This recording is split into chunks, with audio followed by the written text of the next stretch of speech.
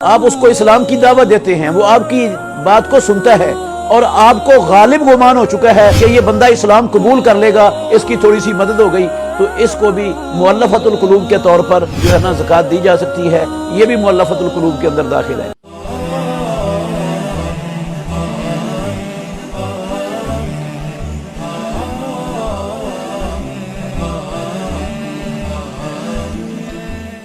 السلام علیکم ورحمۃ اللہ وبرکاتہ، نحمدہ ونصلی ونسلم علی رسولہ الکریم۔ آج اللہ رب العالمین کے فضل و کرم سے 10واں پارہ قیام کے اندر پڑھا اور سنا گیا ہے۔ 10ویں پارے میں سورہ انفال کا آخری حصہ اور زیادہ تر سورہ توبہ کا ابتدائی حصہ موجود ہے۔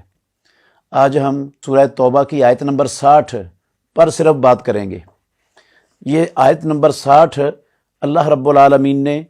صدقات و خیرات اور زکوٰۃ کے مصارف کے لیے نازل فرمائی ہے، اور یہ مصارف رب العالمین نے خود طے کیے ہیں، یہ کسی اور کو اختیار دیا ہی نہیں اللہ رب العالمین نے ان مصارف کو طے کرنے کا۔ تو کل زکوٰۃ کے مصارف 8 ہیں، اور ان 8 مصارف میں سے جس مصرف میں بھی زکوٰۃ صرف کر دی جائے، سب میں دے دی جائے، یا ایک مصرف میں ساری دے دی جائے، تو وہ زکوٰۃ اللہ رب العالمین کے فضل سے ادا ہو جائے گی، بندہ سرخرو ہو جائے گا۔ اور اگر ان 8 مصارف کے علاوہ کسی اور جگہ پر زکوٰۃ صرف کی جاتی ہے تو وہ زکوٰۃ ادا ہی نہیں ہوتی بندے کی، کیونکہ اللہ رب العالمین نے یہ 8 مصارف کلمہ حصر کے ساتھ بیان کیے ہیں۔ انما کلمہ حصر ہے، یہ صرف اور صرف زکوٰۃ، ان عشر اور زکوٰۃ ان 8 مصارف میں سے کسی مصرف میں صرف کیا جا سکتا ہے۔ وہ 8 مصارف میں سے پہلا مصرف ہے انما الصدقات للفقراء، یہ زکوٰۃ اور عشر یہ فقراء کے لیے ہے، والمساکین اور مسکینوں کے لیے ہے، یہ دوسرا مصرف ہے۔ یہ فقراء اور مساکین یہ دونوں قسم کے لوگ محتاج ہوتے ہیں، ضرورت مند ہوتے ہیں۔ ان میں کون سا زیادہ ضرورت مند ہے، کون سا کم ہے، اس میں علماء کا اگرچہ اختلاف ہے۔ بعض کہتے ہیں فقیر زیادہ ضرورت مند ہے، بعض کہتے ہیں مسکین زیادہ ضرورت مند ہے، بعض دونوں کو ایک ہی قرار دیتے ہیں۔ تو بہرحال راجح قول جو معلوم ہوتا ہے واللہ عالم وہ یہی ہے کہ فقیر زیادہ تنگ دست ہوتا ہے۔ فقیر اس کو کہتے ہیں جس کے گھر میں کھانے کے لیے، پینے پہننے کے لیے کچھ بھی نہ ہو، خالی ہو بالکل گھر، کیونکہ فقر عربی زبان میں ریڑھ کی ہڈی کے جوڑوں کو کہتے ہیں۔ تو یہ محتاج بندہ جو اپنی محتاجی کی وجہ سے اس کے پاس کھانے پینے پہننے کے لیے گھر میں کچھ نہیں ہے، گویا کہ اس محتاجی نے اس کی کمر کو توڑ کے رکھ دیا ہے، اس وجہ سے اس کو فقیر کہتے ہیں۔ اور مسکین یہ سین کاف نون کے سے سکن سے ہے، یہ اس کو کہتے ہیں جس انسان کے پاس آمدن کے ذرائع موجود ہوں، گاڑی ہو اس کے پاس جس کو وہ رینٹ پر چلاتا ہے، دکان ہے اس کے پاس، یا تنخواہ لے رہا ہے، وہ کسی جگہ سے ملازمت کر رہا ہے اور تنخواہ آ رہی ہے، لیکن اس کی آمدن سے اس کے جائز اخراجات پورے نہیں ہوتے، بچے زیادہ ہیں اور جائز اخراجات بھی پورے نہیں ہوتے، چولہا بھی صحیح طریقے سے نہیں جلتا، یہ بندہ مسکین ہے، اس کو بھی دیا جا سکتا ہے زکوٰۃ۔ یہ دوسرا مصرف ہے زکوٰۃ کا، وہ سورہ کہف کے اندر اللہ رب العالمین نے وہ تذکرہ کیا ہے، وَكَانَتْ السفینۃ لمساکین یعملون فی البحر، وہ کشتی جس کے پھٹے کو خضر علیہ السلام نے توڑا تھا وہ 2 مسکینوں کی تھی۔ اس کا مطلب ہے وہ کاروبار کرتے تھے، وہ کشتی کے بھی مالک تھے، اس کے باوجود اللہ رب العالمین نے ان کو مساکین کہا ہے، تو چونکہ ان کی آمدن سے ان کے جائز اخراجات پورے نہیں ہوتے تھے اس لیے وہ مسکین تھے۔ یہ دوسرا مصرف ہے۔ تیسرا مصرف ہے والعاملین علیہا، جو اس زکوٰۃ کو اکٹھا کرنے، اس کو صرف کرنے، اس کا حساب رکھنے، اس کی حفاظت کرنے پر جتنے بھی لوگ مامور ہیں، ان کا وظیفہ، جن کا سارا وقت اور ساری صلاحیتیں اسی کام کے لیے صرف ہوتی ہیں، یہ عاملین علیہا کے اندر آتے ہیں، ان پر بھی زکوٰۃ صرف کی جا سکتی ہے۔ زکوٰۃ کے اموال میں سے ان کی تنخواہ وہ دی جا سکتی ہے، یہ تیسرا مصرف ہے۔ اور چوتھا مصرف والمؤلفات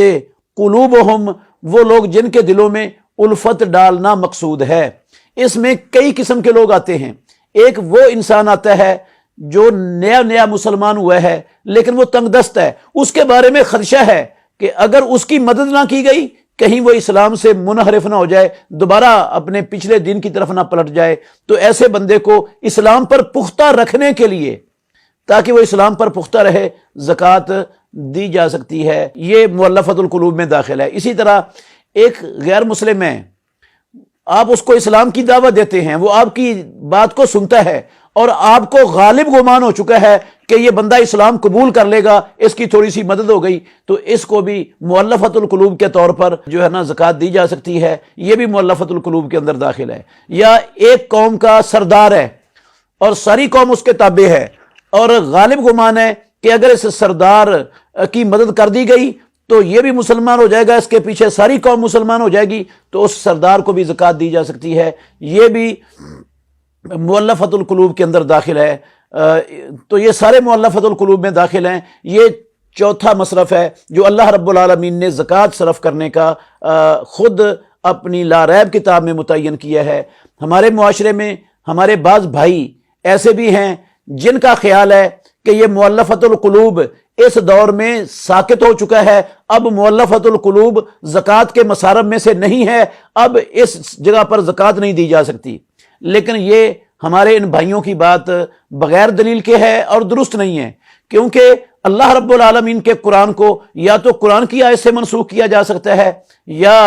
اللہ کے حکم کو نبی مکرم صلی اللہ علیہ وسلم کی سنت سے منسوخ کیا جا سکتا ہے۔ اور اس کو منسوخ کرنے والی کہ یہ مؤلفۃ القلوب یہ ساقط ہو چکے ہیں زکوٰۃ کے مصارف میں سے، اس پر نہ کتاب اللہ میں کوئی دلیل ہے، نہ پیارے پیغمبر محمد الرسول اللہ صلی اللہ علیہ وسلم کی سنت میں کوئی دلیل ہے۔ ہمارے یہ بھائی کہتے ہیں کہ یہ اس وقت تھا جب اسلام کمزور تھا، مسلمان کمزور تھے، تو مسلمانوں کو افراد کی ضرورت تھی، تو اس لیے زکوٰۃ ان کو دینے کی گنجائش تھی۔ اب اسلام جب غالب آ گیا ہے تو اب یہ خود بخود ہی ساقط ہو گیا ہے۔ ایک تو یہ وجہ بھی نہیں ہے کہ وہ اس وجہ سے تھی کہ اسلام کم تھا، اور جب اسلام غالب ہو جائے تو پھر یہ وجہ ختم ہو جاتی ہے، اس کی بھی کوئی دلیل نہیں ہے کتاب و سنت میں سرے سے۔ دوسرا، اگر آج غور کیا جائے نا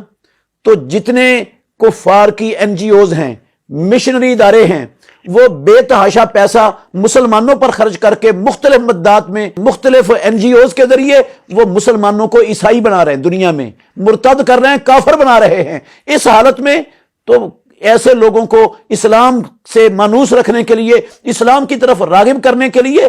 جتنی ضرورت رسول اللہ صلی اللہ علیہ وسلم کے زمانے میں تھی اس سے بھی زیادہ ضرورت ہے۔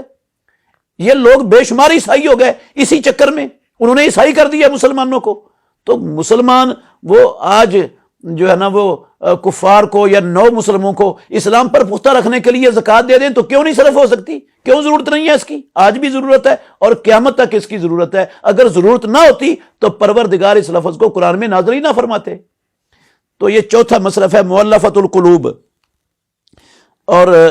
اس کے بعد اللہ رب العالمین نے فرمایا وَفِي الرِّقَابِ، گردنوں کو آزاد کرنے میں، یہ پانچواں مصرف ہے۔ گردنیں آزاد کرنے میں، گردن آزاد کرنے کا مطلب ہوتا ہے غلام یا لونڈی آزاد کرنا۔ غلام اور لونڈی وہ افراد ہوتے ہیں جو میدان جنگ میں کفار سے جنگ کرتے ہوئے ان کے مرد پکڑے جائیں وہ غلام ہو جاتے ہیں، اور ان کی عورتیں پکڑی جائیں تو وہ لونڈیاں ہو جاتی ہیں، اور امیر جہاد وہ مجاہدین میں تقسیم کر دیتا ہے، جس کے حصے میں جو مرد اور جو عورت آئی وہ اس کا غلام اور اس کی لونڈی کہلاتا ہے۔ اب دنیا میں اس وقت غلام اور لونڈیوں کا وجود موجود نہیں ہے۔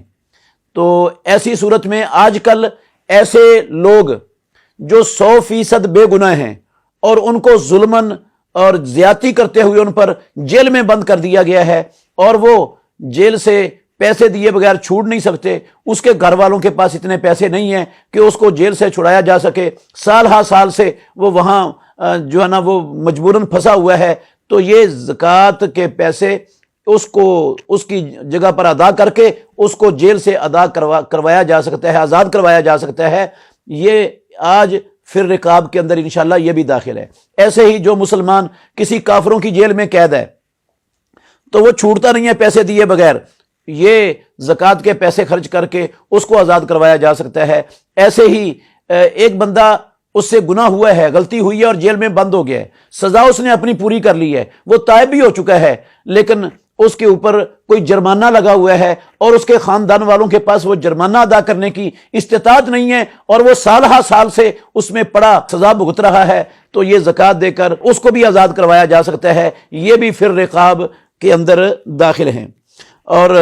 وفی سبھی والغارمین، اور غارمین بھی ایک تو وہ لوگ داخل ہیں جنہوں نے کسی کی ضمانت اٹھائی تھی، اور ضمانت جس کی اٹھائی تھی وہ بھاگ گیا اور اس کی جگہ پر ان کو چٹی پڑ گئی، اور یہ سفید پوش لوگ ہیں، ان کی آمدن سے ان کے ذرائع بڑی مشکل سے جائز اخراجات، ان کے آمدن کے ذرائع سے جائز اخراجات بڑی مشکل سے پورے ہوتے ہیں، تو یہ چٹی ادا نہیں کر سکتے، تو ان کو زکوٰۃ دی جا سکتی ہے تاکہ وہ چٹی ادا کر دیں، اتنی زکوٰۃ ان پر صرف ہو سکتی ہے۔ والغارمین کے اندر یہ داخل ہیں، یہ ایسے مقروض داخل ہیں جو کسی آفت کی وجہ سے قرضے کے اندر دب گئے